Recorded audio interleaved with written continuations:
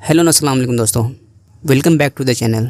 आज हम बात करेंगे रतन इंडिया एंटरप्राइज़ के बारे में, क्योंकि रिसेंट में आपने देखा होगा कि कंपनी में बहुत रैली आई है, जिसकी वजह से लोग क्या है काफ़ी कंफ्यूज हो रहे हैं कि आखिर इस शेयर में चल क्या रहा है।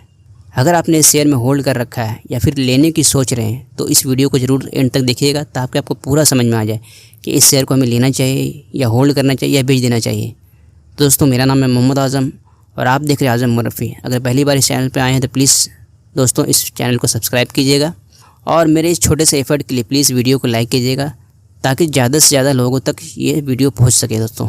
और वीडियो को शेयर भी ज़रूर कीजिएगा दोस्तों। चलिए शुरू करते हैं बेसिक से। आज के दिन रतन इंडिया एंटरप्राइज़ 58.95 पर ट्रेड कर रहा है और सिर्फ एक दिन में शेयर ने 18% की छलांग लगाई है, जिसकी वजह से सवाल उठता है कि आखिर कंपनी में हो क्या रहा है। लेकिन अगर आप ये स्टॉक होल्ड कर रहे हैं तो हो सकता है आपने देखा होगा कि स्टॉक ने अपनी 52 वीक्स हाई के बाद अपना एक 52 वीक्स लो भी बनाया था, और वो 52 वीक्स लो था 37.42। लेकिन इस 52 वीक्स लो के बाद कंपनी ने जो बाउंस बैक किया है वो काफ़ी इंटरेस्टिंग है। और इसके अलावा कंपनी को कुछ फाइनेंशियल चैलेंजेस फेस करने पड़ रहे हैं।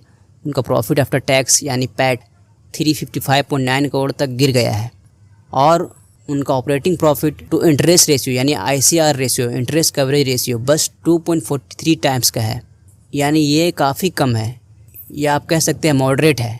यानी कंपनी अपनी अर्निंग बिफोर इंटरेस्ट से अपनी इंटरेस्ट की खर्च को सिर्फ 2 टाइम पूरा कर सकती है, जिसकी वजह से क्या होगा, अगर कंपनी का रेवेन्यू डाउन हुआ तो काफ़ी प्रॉब्लम में आ सकता है, क्योंकि कंपनी के डेट टू इक्विटी रेशियो भी काफ़ी हाई है यानी 1 है।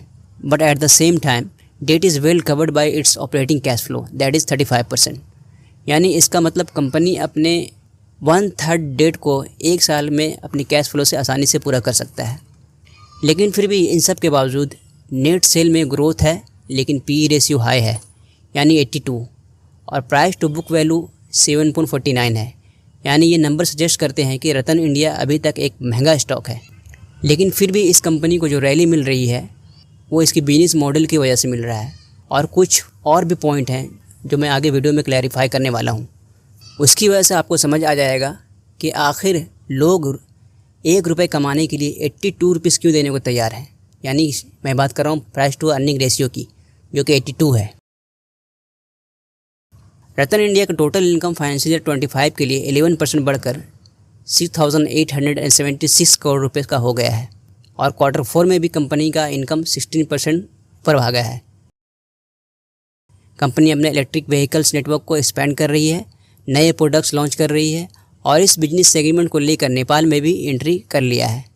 और नियर फ्यूचर में ड्रोन या डिफेंस रिलेटेड सेक्टर का ग्रोथ का तो क्या ही कहना, क्योंकि रतन इंडिया की सब्सिडरी कंपनी न्यू स्काई भी ड्रोन बिजनेस में ऑपरेट करती है, और न्यू स्काई ने ड्रोन इंडस्ट्री में सबका ध्यान खींच लिया है, क्योंकि कंपनी ने 15% का ज़बरदस्त ग्रोथ दिखाया है दोस्तों, जिसकी वजह से फ्यूचर में काफ़ी एक्सपेक्टेशन बढ़ गया है इस कंपनी से, जिसकी वजह से और भी लोग इस शेयर को ख़रीद रहे हैं। और कोकोबोलू जो रतन इंडिया की एक और सब्सिडरी कंपनी है, उसने सिर्फ 2 साल में 5500 करोड़ का रेवेन्यू अचीव किया है। यानी ये एक रिटेल कंपनी है जो ई कॉमर्स बिजनेस पर फोकस करती है। तो दोस्तों, फाइनल बात क्या है, रतन इंडिया एंटरप्राइज कुछ फाइनेंशियल चैलेंज फेस कर रहा है, लेकिन साथ में नए बिजनेस में ग्रोथ और इनोवेशन भी दिखा रहा है। अगर आप इस शेयर को खरीदने या बेचने की सोच रहे हैं तो ये फैक्टर्स ध्यान में ज़रूर रखिएगा। आपको रतन इंडिया का फ्यूचर कैसा लग रहा है दोस्तों, नीचे कमेंट्स में ज़रूर बताइएगा। लाइक और सब्सक्राइब करना मत भूलें, और बेल आइकन को दबाइएगा दोस्तों, ताकि आपको लेटेस्ट वीडियो टाइम पर मिल सके। तो दोस्तों, आज के लिए इतना ही, आगे मिलते हैं अपने नेक्स्ट वीडियो में। Thank you.